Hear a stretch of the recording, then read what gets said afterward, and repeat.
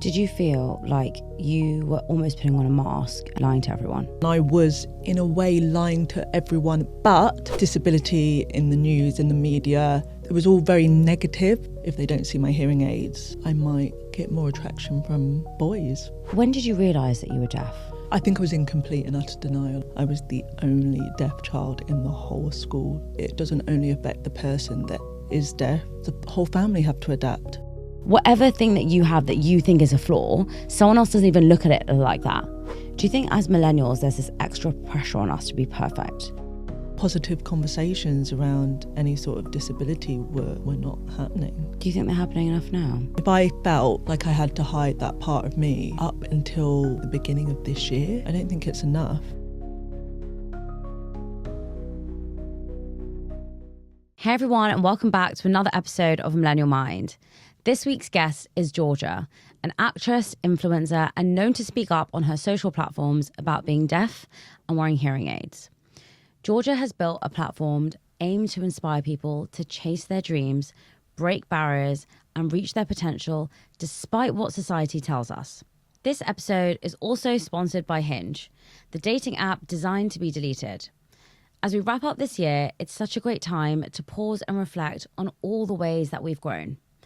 Every year brings new experiences, lessons, and changes, and all of those good moments, the good and the challenging, shape us into who we are today. And just like we set intentions for ourselves, our dating intentions evolve too. If you're on Hinge, now's the perfect time to take it slow this holiday season and really think about your own journey from the past year. Refreshing your profile can be a great way to express who you are now and what you're truly looking for in the year ahead. So you can update your photos to reflect your recent adventures, add in a new prompt that speaks to the intentions that you've set, or maybe even adjust your dating goals as you embrace who you've become. For me, if I were to update a prompt called "This Year I Really Want To," I would say that I really want to stop saying yes to so much. As much as I try to set boundaries, I don't always do this right. So let's head into the new year by showing up as our most authentic selves, embracing the change that we've had this year and connecting with people who really align with who we are today. I'm so excited for you to all hear this episode. Let's get into it. Georgia. Hello. Welcome to Millennial Mind. I'm excited. Thank you so much for being here. Thank you for having me. For people who perhaps don't know who you are, tell us a little bit about yourself. Ooh, this always gets me. It's a hard question, isn't it? It is a hard question. So I'm an actor, used to model full time, and now I'm quite picky about modelling with just brands that align with, and animal activist, and a disability advocate now. Oh, amazing. So, yeah. You just said you're a disability advocate now. What does that mean? So this year I kind of changed my life around and started speaking about my deafness, which I hid for 10 years from not only the industry that I was in, but also some people around me, including friends. So it's been a really big year, and it's so nice to now be able to use my voice and kind of build a new community through the use of social media and empower others to embrace their difference, embrace their diversity. And it's something that I've learned to do. I know it doesn't happen overnight, but I feel like if we come together, we can all inspire each other. It's been amazing. I feel like a weight has been lifted off my shoulders. It's just how it should be. You know, you should always be showing up as your full self and not having to hide anything. And the fact that I felt like I had to hide a part of me was draining and exhausting.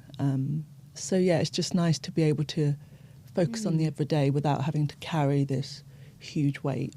You were born deaf, weren't you? Yes. When did you realise that you were deaf? How old were you? So I was actually quite late. Okay. I was 17 months old. So my speech was already delayed in that sense. And I failed one hearing test, and then my parents had to wait for another hearing test for quite a while, and then I failed that one. And that's when they decided that hearing aids would be the best option for my hearing loss, which is moderate to severe in both ears. And I've worn 2 hearing aids since 17 months old. Wow. Yeah. And growing up, when did you first realise that you were wearing hearing aids and perhaps that your friends or your cousins weren't? So I'm the first person in my family to be deaf. So, you know, it was such a new thing for my parents. Okay. And, you know, my mum, she openly says that she was in disbelief for quite a while. Really? Because obviously as parents, you want the best for your children and, you know, you want them to be able to cope with society and life in general as best as they can. Mm-hmm. And I think, you know, we've got to remember that back 30 years ago, showing my age, back 30 years ago, disability in the news, in the media, any sort of hearing loss, hearing aids, it was all very negative. Right. Negative conversations around these sorts of disabilities. What people need to remember is that it doesn't only affect the person that is deaf, it affects the whole family, because the whole family have to adapt. My brothers had to be told that, when you speak to your sister, make sure she's facing you, otherwise she won't be able to hear what you're saying. Make sure you move your hands away from your lips. So, you know, it was the whole family had to work together. How was that for your mum?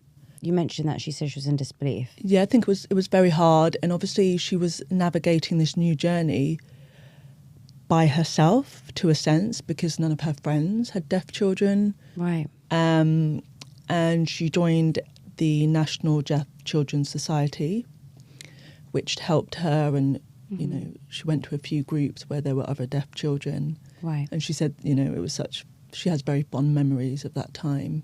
But it was hard because I was put into a mainstream school. Okay. And, you know, she had to remind the teachers every term, you know, please make sure that Georgia is always sat at the front. You know, the very basics. Make sure Georgia's sat at the front. Make sure when you're talking to not be facing the whiteboard. You know, make sure Georgia, if she's feeling tired at lunchtime, that she just sits and has rest, because deaf children especially need more rest than others because of they're focusing more. Right. So there's so many different things, and I think the answer to your question is that when did I feel different, start to feel different, was obviously I was going up to London to go to the hospital frequently, and you know, my other friends weren't going to the hospital at the weekends, and at lunchtime I had to have speech therapy because my speech was so behind and because I couldn't hear the ends of words, so I had to have speech therapy to kind of catch up. And so at lunchtime, instead of playing, I was with my speech therapist, learning rhymes. And so those little things started to, not to isolate me, but there was a gap. You. There was a gap between. What was the impact on you? How did you feel in that moment? Did you feel upset? I'm just trying to essentially understand why you then felt the need to hide it, right? So Yeah. I guess a good question to ask would be, did your mum hide it from her friends? No.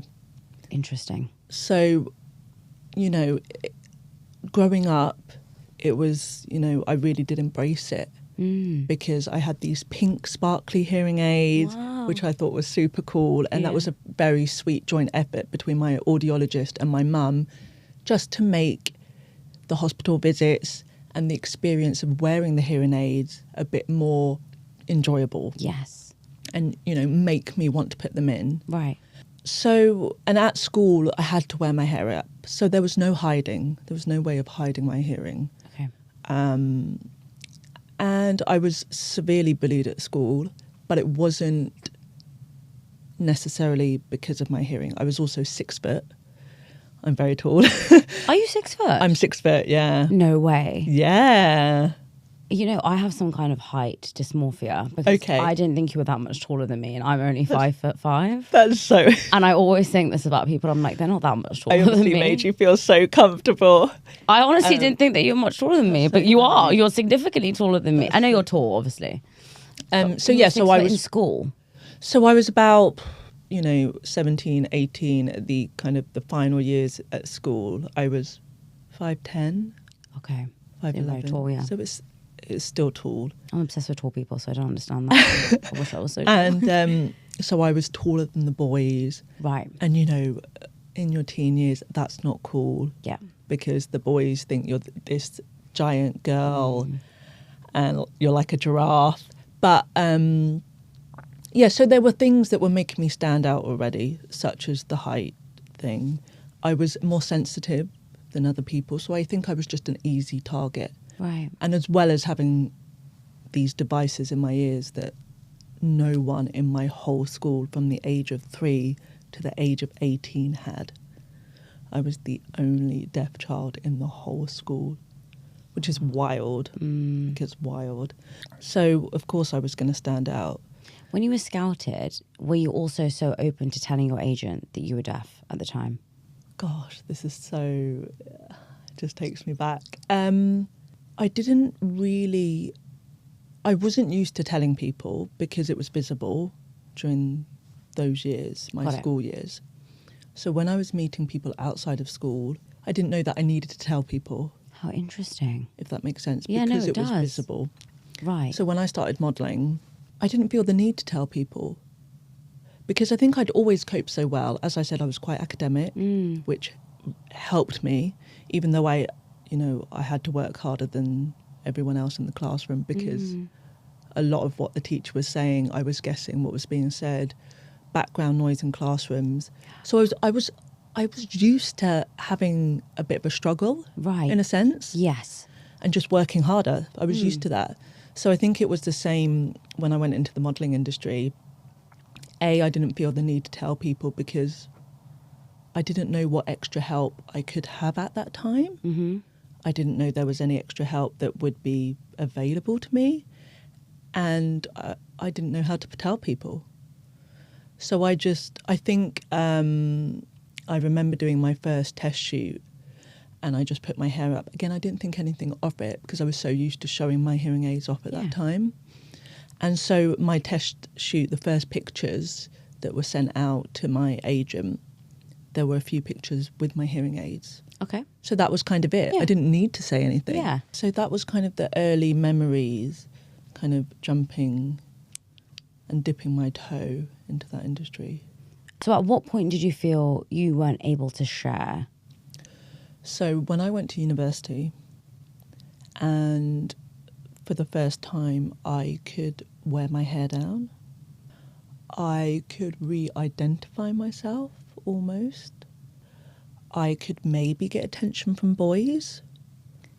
All of those prospects felt very attractive to me. Right. And I thought in order to, maybe get attention from a guy, maybe it's such a sad thing to say, but it was the reality. I felt, maybe if they don't see my hearing aids, I might get more attraction from boys. Again, we've got to remember that, in the media at that time, in these beauty magazines that we all used to read, the Glamour, the Cosmopolitan, the beauty standard was so narrow. Yeah. And I just about fitted into that standard because I had the height, because I was that UK size 8, because I had long blonde hair. I could fit into that if I hid my hearing aids. Wow. So even though that bit of modelling in Spain showing my hearing aids, when I came to the UK and it was, it's a much bigger industry. Yes. And starting university and kind of having that chance to put myself out there as I wanted to, I didn't want to show my hearing aids. I'm going to ask you a hard question. Yeah. Did you feel like you were almost putting on a mask and essentially lying to everyone? Or did you feel like this was a fresh start? Because I feel that there's a lot of people who are in your situation who... With other... 100%. And also with other situations, not even with other disabilities, where they think, I'm not doing any harm. I think I know what I'm doing. It's making me feel more confident. I think it'll be fine. And I just don't want to open up this can of worms, you know? Did it actually help you, or do you regret it? This is how I live my life. I always think, let's put it like this. It was a fresh start. Yeah. And I was, in a way, lying to everyone, but it wasn't harming anyone else. Correct. And I think that's the difference. Yes. It wasn't harming anyone else. So it was okay for that period of time. I'd managed to go to a mainstream school. I'd managed to get my toe into the industry. I'd managed to do all these things. Suddenly, now I'm at an age where things are getting more competitive. I'm at university. Everything's on a higher scale, Yes. almost. Now, if people see them, is my whole life going to change? Are people going to treat me differently? Are they going to say, I can't go into this industry? Got it. And that was the fear. Sorry, I think when I meant, did you feel like you were lying? I meant it as like, you know, when you tell a lie and you feel really bad. Yeah. Every day, did you feel bad about it? Or were you like, because what I'm hearing from you is, it was just what you did. Yeah. Like, it wasn't something that you were thinking every day, like, oh, I'm lying about this. And because one thing that you said at the start of the podcast was, there was a massive weight lifted off my shoulders. So that's why I was asking in terms of like, did you feel really guilty? I didn't feel guilty. I was just damaging myself. Right. Okay. Yeah, I think that's what it comes to. The weight that I was carrying, I was just carrying it that by myself. Yeah. I was doing everything alone. Yeah, so it was a secret that I was... Keeping to yourself. Keeping to myself, and the result of that was just harming myself. So again, I think because I was like a hamster in a wheel. Yeah. As time went on, the longer time went on, the more shoots I had done in the industry, the more my name was out there, the more friends that I made at university. People didn't know me as Georgia with hearing aids that may need, when we go out for lunch, we may need to sit in the quiet area of the restaurant, or I might need to speak louder when I'm with Georgia if we're in a noisier place. They just didn't know me as that because I was masking. But how did you cope with that? So, for example, when you're meeting your friends, and let's say at university you're going to a club and it's so loud and you can't hear somebody, or let's say when you're meeting somebody and there's loads of chatter in the lecture hall and you can't hear it very well, how did you manage to cope through that without telling them, hey, listen, I just need a bit of support here? I don't think I did cope. Okay. But I remember I was so used to struggling. Yeah. It was just normal for me. Yeah. It was normal me having to work twice as hard every day than other people. Right. It was normal that I was mentally exhausted every day. It was normal that I was needing 9 hours of sleep rather than the minimum 8. Again, 9 hours minimum, because I was overworked, listening fatigue, all these things. So yeah, it was normal. But at the same time, it was starting to get me into trouble in a sense that I'd be on set and some people would think that I'm being rude. Right. And I think that's when things started to become too much for me. Yeah. Because I wasn't able to be myself. And suddenly there were misunderstandings. I was just going to ask that. I think so often when we don't know the full story, there can be so many things that are misunderstood, you know, and communication is so important. And sometimes when I've not communicated with someone well, it's turned into a much bigger issue than it normally is. Did you ever feel very trapped? And I'm trying to think about your perspective of, for example, you know, if someone was getting you ready and you had to tie your hair up when you were getting your makeup done, did you ever feel like, no, don't do that? And they'd be like, why are you overreacting? Do you see what I mean? Yeah. And so all these small things, did that ever happen to you? I mean, there's so many stories. Because Really? obviously I started in the industry when I was 18, 20 years old. Mm-hmm. And I was full-time for 8 years as a model. Wow. So, there was one point where I was working 7 days a week. And I was literally, just as I was maybe round the corner from the studio or from set, I was like, okay, now I can take them out. I'd quickly take them out, throw them in my bag because I despised them so much. And you've got to remember, these are So expensive expensive. devices. Yeah. Throw them in my bag, not even in their box to like keep them clean and safe. Just throw them in my bag and walk into set. Sometimes if I knew that maybe I wasn't necessarily going to be wearing my hair up, I would maybe have one in just so I could get by. Right. But during that time, I relied solely on lip reading. And with lip reading, I think it's only about 15% in the best of environments. So in the most quiet environments where you can see someone's whole face, where the lighting's good, you can only hear a certain percentage anyway. Of course.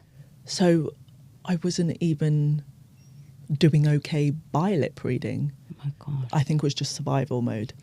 But it was such a shame because I was going on to these amazing sets, the peak of my career, and I wasn't able to be present. Of course. Because I Constantly didn't know stressed. where sounds were coming from. I had to just be so focused on every little thing that was happening around me. And yeah, there were situations where I remember I was doing some filming, Mm-hmm. and I was in the makeup trailer, and the hairstylist was there at the time, and she was curling my head, so it was down, and she was curling it, and I had one hearing aid in, and I thought, I really hope that I can keep this one in today because it's a really important job for me. Yeah. And I just want to be able to hear that bit more today. So I was really desperately praying that I could keep this one in. And halfway through curling it, she turns around and she says, "Oh, Georgia, I've just been informed by the director that he wants your hair in a bun." Oh my God. And literally, that was the worst thing ever. Oh, no. And I remember really trying to persuade her that maybe the director's got it wrong. And it's just those situations where I should have just been sitting down, enjoying the day. And I was trying to come up with these situations. How can I persuade her to wear my hair down? Maybe can I speak to the director? Maybe do I say that there's another problem or anything to avoid my hearing aids being seen. Can I ask why? I know you've mentioned it's because you don't know how to mention it to people. And I totally understand that, because if you've never had to say it your whole life, how do you then have the conversation? Yeah. What was the deeper reasoning when you reflect now, do you think? Honestly, because I always felt like I was the only one. I went in at school, as I said, I was the only one from the age of 3 to 18. I never had any extra help. I just had to cope. And then I went into the modelling industry, which is ruthless. And as I said, the beauty standard, especially when I first started, was so narrow. There was no room for any slight difference and just, I would be watching TV shows after school, and I remember when I watched my first episode of EastEnders, I think when I was 18, and just seeing, no females like me or no young people. And I think another thing that really stayed with me throughout these years, that if anyone did see them, kind of in my late teens and at the very beginning of university, the only reaction that I would get from them is, "Oh, my granddad's got one of them. Oh, my grandma's got one of those things in her ears too." That doesn't really make it feel very cool, does it? So, yeah, those little things really stayed with me. How was it when you started dating? You said that when you got to university, if you had your hair down and you hid your hearing aids, you thought that you'd get more attention from boys. Yeah. Did that happen? So well, in a sense it did, yes. But obviously we don't know if it was because of that, and I'm sure it wasn't. Yeah. Because it doesn't make a difference, as I know now. I love that. But back then, I remember, the first love of my life. I didn't tell him, and we were dating for 5 months, and it was, it was exhausting. Looking back, it honestly, some points of this whole kind of masking feel like a dream, because it almost feels so difficult to do. Yeah, it sounds really difficult to do. So difficult to do. Because I'm just... As well as living, my everyday life. How could I... It kind of amazes me. It's more about, it feels so scary, doesn't it? To feel like if you get caught out, like what if they find them? Again, because I was dealing with it all... That's what I'm saying. Myself. It's so hard. So yeah, in my head it was the biggest thing ever. Maybe if I had had that one conversation, if I had had one deaf friend, and I was able to have that conversation, and they were able to encourage me, or I was able to feel like it was a bit more normal, I would have accepted my identity earlier on. But I think I was in complete and utter denial as well. You were in utter denial? Yeah. Of what? I was part of the deaf community. Really? Yeah. I think I wanted to distance because I saw it as such a negative. I would have done anything to have changed it. It was the worst thing ever. So you just rather was just like, I don't want to accept this, essentially. Yeah. If there was an operation where, I was thinking, gosh, I really hope that one day there's this operation where I don't have to wear these things every day. Is it uncomfortable to wear hearing aids? It can be, yes. Okay. And, it's a daily routine. It's, every morning you have to remember to put them in, you have to clean them, I can't go out without my hearing aid batteries. They're always in my bag. Okay. And it can be uncomfortable when they get hot. They kind of get sweaty, damp. Yeah. So I would say they're not the most comfortable things, but now I look at them as the best things ever, because I'm able to sit here and have a beautiful conversation with you, and absolutely just the really normal things I don't take for granted, because I know what it feels like when I take my hearing aids out when I get home at night and I can't hear anything. I think it makes me extra grateful for when I am able to hear, and It's interesting. I think so often when we're younger, when we're dating especially, we look at people and they think, well, they won't like me for this or they won't like me for that. And once I get rid of that, it'll be fine. Exactly. I used to have such terrible sideburns to the point where I would have hair all the way down here. And I used to always think that when I get rid of them, I'll be so happy. Yeah. When I get rid of them, everything will be fine. And I just, and that's why I was asking you about like the scaredness, like, it's not the same, but I'm shame. It's like it's the shame. And I remember when someone would take a photo of me from the side and they would upload it onto Facebook. When they upload thousands of photos, I'd be like, "Oh my god, you can see the side of my face." And I remember when it would get cold and my hairs would spike up. So there's so many photos of me with my hands like this because I just didn't want people to see my sideburns. So I'd never wear my hair up. I would never ever take a photo from the side, and I was always so conscious. And I feel that when, instead of just embracing something, and I see people now, and like I've obviously done laser, so I can't embrace it, but I see some people and they talk about it so openly, and they're like, I just embrace my body hair, and I don't know why we're so ashamed of it. And I just remember feeling so petrified that someone would, God forbid, see my sideburns, and in the photo, if the wind would blow and you would see them, you'd just be so paranoid. And I think that it's not the same as what you went through at all. But I just remember having that experience of like constantly worrying. And it's exhausting and it's draining and it uses up so much energy. And I think that, no one really cares at the end of the day. I think whatever thing that you have that you think is a flaw, someone else doesn't even look at it like that. It's just we're conscious of those things. And now I'm getting older. There's a new thing that I'm conscious of. There we go. And there's always going to be something. And also now, who wants to blend in?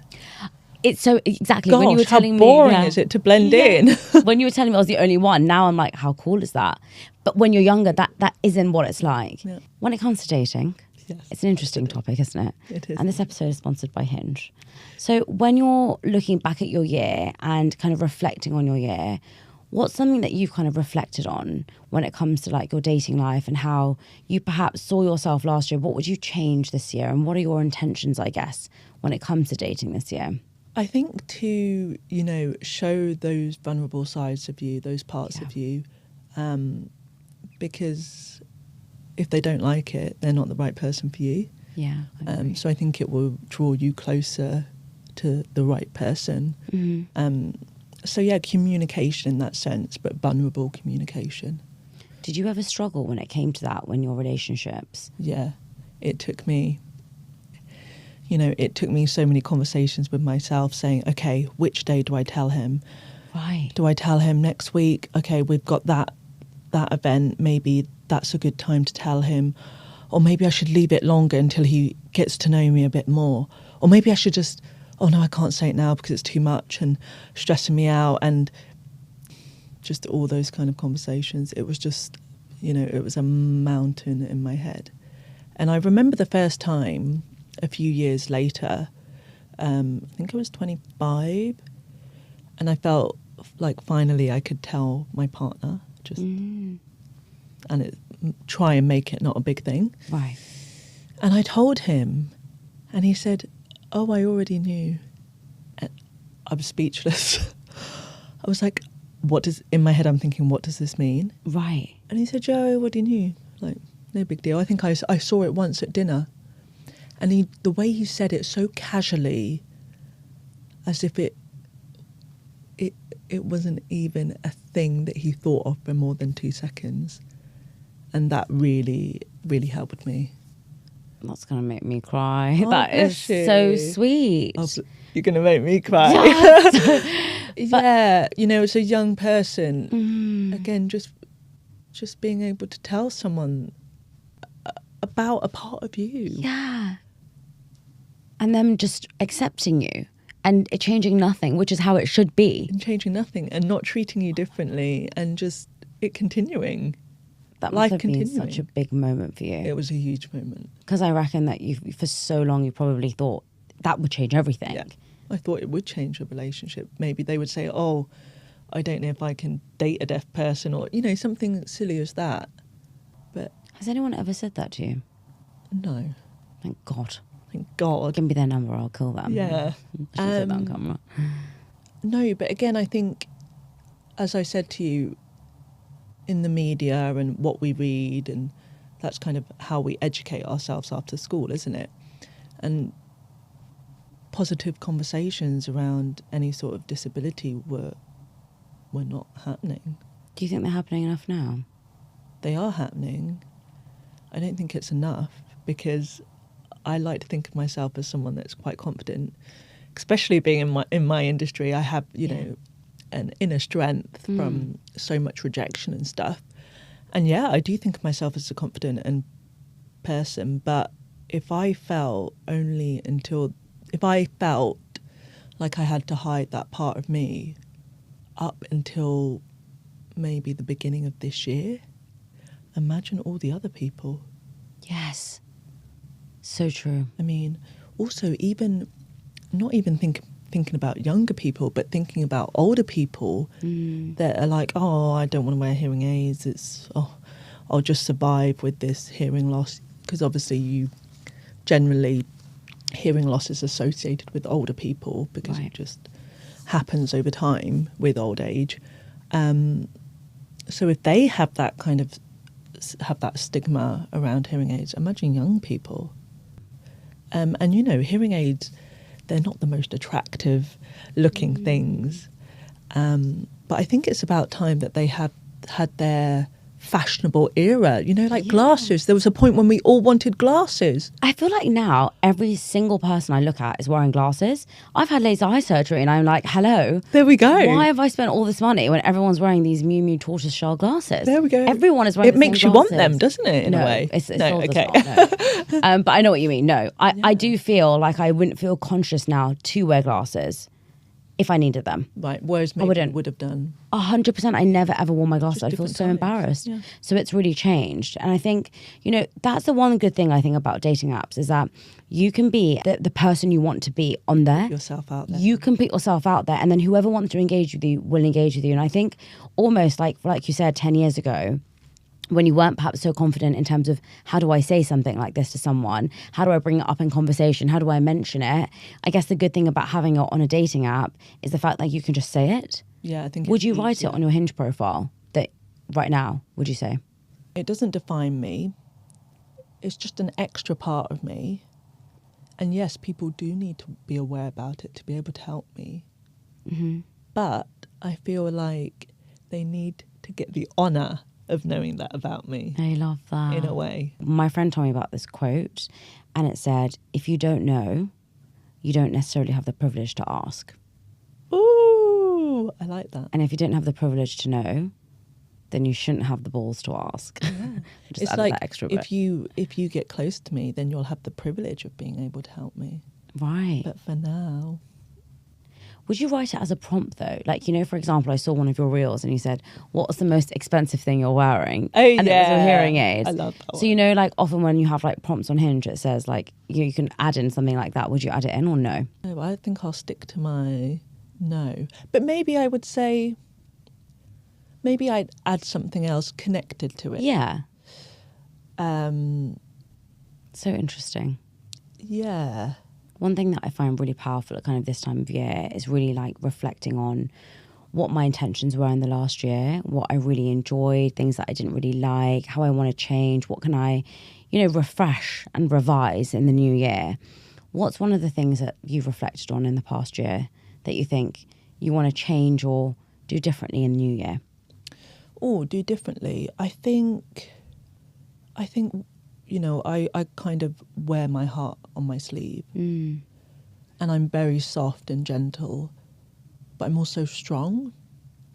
And I think part of me going into the new year wants to be like, wear my heart on my sleeve for everyone, Mm-hmm. but exchange my energy a bit more wisely. Yeah, me too. Yeah.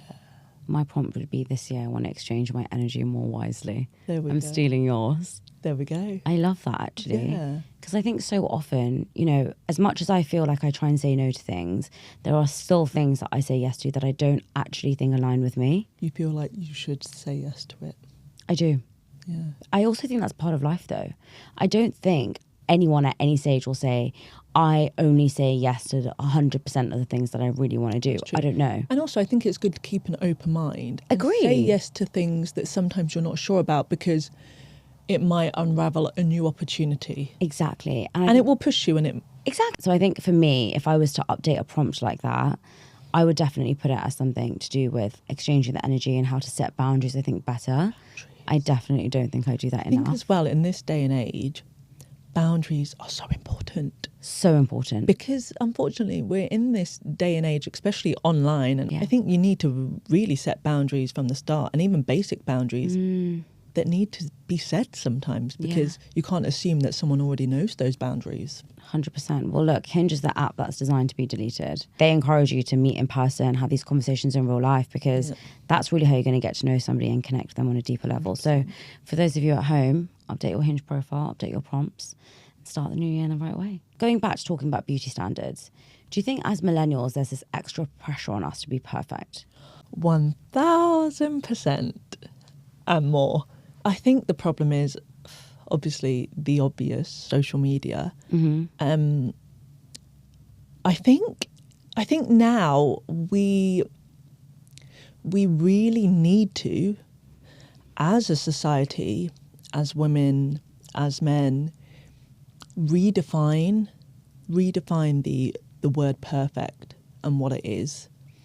And I think we have that almost role to take on for the younger generation, because if we don't do it, it's just, I think it could get worse. Mm-hmm.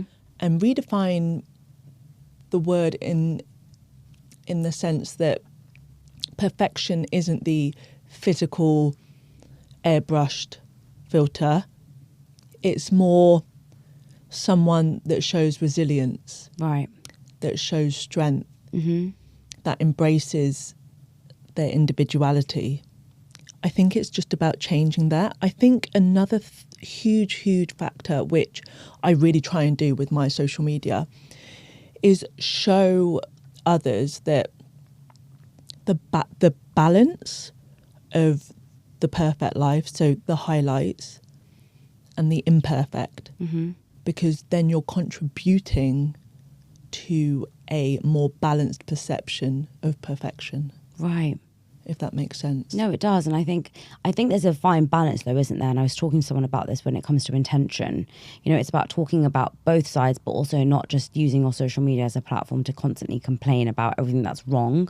Because I think so many people do that and it comes across in a very, I don't know, like everything's so doom and gloom. And I think we need more light in our lives, don't we? I agree.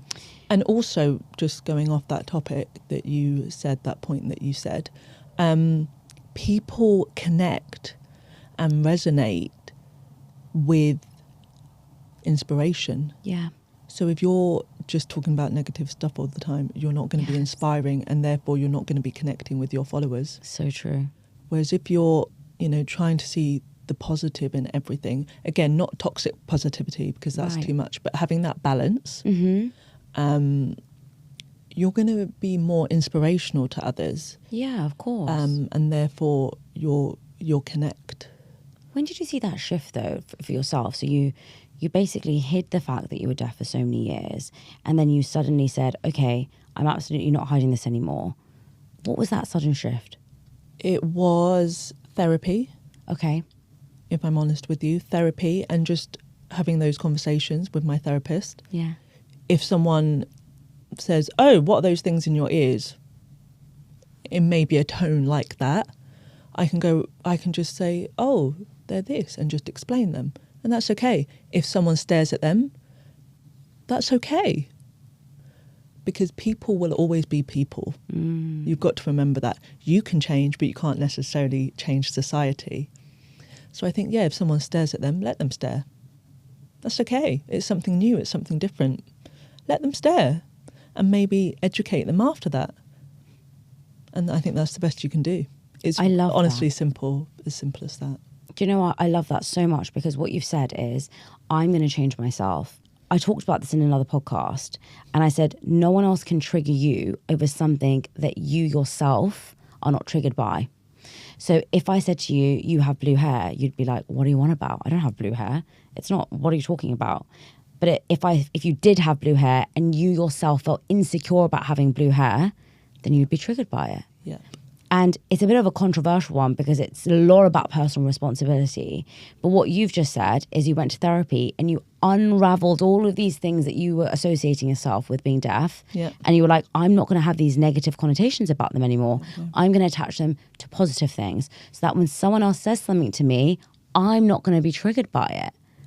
That's on you. That's on you. And I think that is so powerful. You've just hit the nail on the head. As you just mentioned, it's about seeing the positives. It's about finding those positives. I hadn't found those positives. Right. I hadn't found them. But you also, I think, from how I look at it, is like, you also just changed the way you thought about something, right? 100%. But and what's interesting is, like, if someone says to you, what are those? It's a neutral thing he's saying. Our response is either positive or negative. Yeah. And I've learned that, and I learned that from a friend the other day, is everything that someone says to you is neutral. If someone calls you a spiteful person, if someone calls you a horrible person, it's the way I'm perceiving it. Yeah. It's got nothing to do with them. Yeah. And I responded and said, what do you want about? What if someone slaps me across the face? What if someone calls me, a swear word? And she was like, well, that's on them. Yeah, just it's not on you. Think, oh my gosh, it's such a shame that you're like that. Right. Feel sorry for them. I know. And walk away feeling more empowered by yourself that you're not like that. Right. That's what I do. I always think they're horrible. They've been really unkind to me. If someone's betrayed me, if someone's lied to me, I think, well, I walk away with my head held even higher because, yes, I've been betrayed and all those awful things, but I was true to myself. Yeah, and you didn't turn like them. And I didn't turn out to be like them. Yeah. And thank God I'm not like them. Oh, Yeah. what a bonus. great. How grateful am I? I need to remember this the next time Yeah. someone triggers me. Because Well, it's we hard. learn, don't we? We learn through experience. Yeah, and I think, it's I say some stuff on my podcast, things like that, which, may seem like I'm like, a monk who never feels upset by things or never gets triggered, and it's not true. Yeah. I definitely do, and sometimes I want to respond and react in a horrible way. I think as well, something that I always think of, I've got this friend of mine who she's always super, super positive. Right. And I love that. She inspires me in that way. Yeah. But I always find it when I come to, we have these monthly catch-ups, I obviously have lots of negative stuff to say, lots of bad moments that have happened that month, but also lots of great stuff. And because she's so positive, I sometimes don't feel like I can share all those more tougher moments. And because of that, our friendship doesn't ever get deeper. Yes. And I find with her, our friendship has never grown over time. Oh my God, I love Because she can't share her vulnerable side, it doesn't allow me to share mine. And It's then surface we level. just don't grow. Yeah. You're literally at a surface. Yeah. Because the other thing is that you probably don't feel comfortable, and I have friends like this. It just, there's no room Yeah, to there's be messy and... Yeah, but also it's just small talk. And I hate small talk. I saw a friend the other day, and when we met, because we just have such deep chats, we met in an environment where we couldn't. And we both looked at each other. That's so hard, isn't it? And we were like, we have nothing to talk about because we just can't have these small talk conversations. And I just love that you said that without the uncomfortable, horrible, messy parts of our lives, we cannot grow as people. And I also love that you said that because I was almost, without realizing it, and I've just realized it now, was saying that it was a bad thing, that I'm not always perfect when it comes to my responses, that like I hate the fact that I sometimes get angry. I hate the fact that I sometimes feel upset and let things trigger me, but it's part of life. It is part of life, yeah. Like you cannot, and it's like the same in Inside Out, right? You cannot just experience joy. No. You have to experience anger. You have to experience jealousy I think and it sadness. comes back to, as long as you're not, when you're acting in these different ways because you're triggered by certain things, as long as you're not harming anyone, Right. then don't be too harsh on yourself. So true. But do you not I think the moment you sometimes- start to harm people by your responses and by what you're doing, that's when you need to really look at it. But I guess this is a difficult question. Yeah, go But- for it. Isn't it sometimes you're indirectly harming someone by not telling them the truth? Even though you might not think it. So for example, with your friend, she might not think that she's harming you by not telling you the truth, but maybe she is harming your relationship. But that's not her not telling me the truth. That's just her, because she's not lying. She's not saying something that's not true. She's just avoiding talking about certain things. But isn't that harming your friendship? No, because maybe our friendship can never get to that level just because of the way she is, and maybe all her other friendships are like that. Yeah, true. That's also fair enough. And some people are happy with that. Yeah, you're right, yeah. Some people are So true. happy with being negative all throughout the day. Some people thrive with that. Some people are happy in relationships that are full of arguments, Right. but some people aren't. Yeah. So I think it's again realising it's not that person. That person might be okay with living and telling lies every single day. Right. And they might feel fine about that. Yes. But other people might not, and you just have to accept that, but either distance yourself from that person or be like, accept them for that person and I love that. Deal with Acceptance that. is a very big theme. We're talking about acceptance with yourself, yes. accepting with others. You said you grew up hating your hearing aids. You said you grew up, just wanting to be completely dissociated from the deaf community. How did you accept yourself and be part and say, I want to now be part of the deaf community. I want to accept myself for who I am. When I started to focus on the positives, and then the positives turned into me being more grateful. And for the first time, I was able to see gratitude in silence, gratitude in not being like everybody else. I think when the positives outshined the negatives. And it's funny, now I actually don't see any negatives. Because I don't deserve to feel any negatives. Yeah. Because it's part of me. Yeah. It's something that I can't change. Mm-hmm. So why not just focus on the positives of it? So true. And also, I always think about how powerful one person's voice is. Mm-hmm. And one person that I saw on TV, Tasha from Love Island, just heard that one person's voice changed my life in a way. So I know how powerful that can be. Mm. And I almost feel like I have to be that person because I don't want anyone else to do what I did. Yeah. And no one deserves to hide themselves. Yeah, so true. I love that. So powerful. Before we close, what's your favourite quote? The more you glow, the more others glow around you. Oh, I love that. So true. So powerful. Thank you so much for this podcast. I really appreciate you coming in. Yeah. And I'm sure you're going to inspire many more people. Oh, thank you for having me. My pleasure. Thank you.